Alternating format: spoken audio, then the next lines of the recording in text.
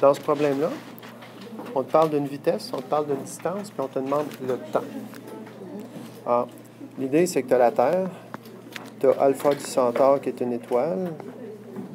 Là, on se demande, c'est quoi le temps que ça va prendre entre les deux à la vitesse de la lumière. Donc, quel est le temps que la lumière met pour parvenir de cette étoile vers la Terre. C'est un problème qui fait intervenir DVT, distance, vitesse, temps. Et pour ça, sur mon site web, je vais te le montrer, j'ai une petite capsule qui répertorie les formules. Dans ce cas-ci, on cherche le temps qui est égal à la distance à parcourir divisée par la vitesse. Donc, par exemple, si tu as 300 km à parcourir entre Montréal et Québec, puis tu roules à 100 km/h, 300 divisé par 100 km/h, ça fait 3 heures.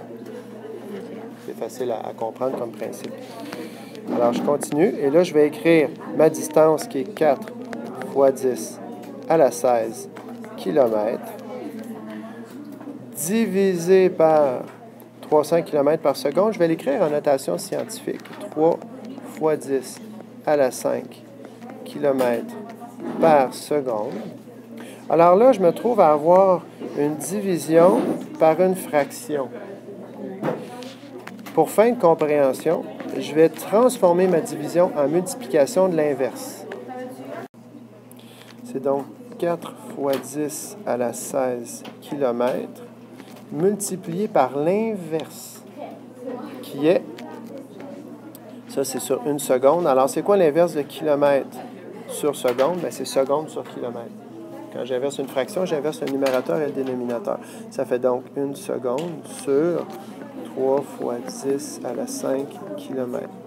Alors, divisé par des kilomètres, divisé par des kilomètres secondes, ça fait multiplier par des secondes par kilomètre. Ça, c'est pour que tu comprennes ce qui se passe avec les unités. Là, des kilomètres, ça, c'est sur 1 dans le fond. Alors, des kilomètres sur des kilomètres, ça s'annule. Il va me rester des secondes. Alors, le temps, ça va être en secondes. Égal des secondes.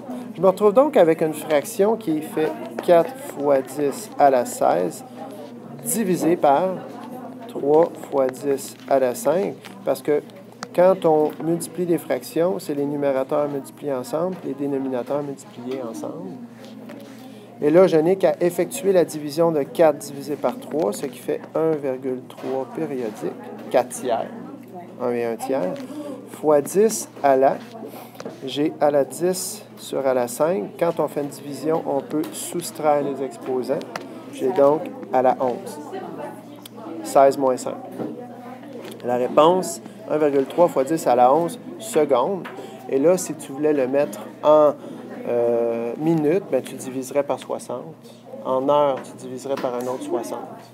Si tu voulais le mettre en années, tu diviserais par 24, puis tu diviserais par 365. Mais s'il demande le temps, exemple, genre, est-ce qu'il demande ça en secondes, en années ou... C'est pas précisé. Tu peux te contenter de la réponse en secondes. Si on te fait faire l'étape supplémentaire et qu'on te le demande en années, tu fais ce que je viens de te dire.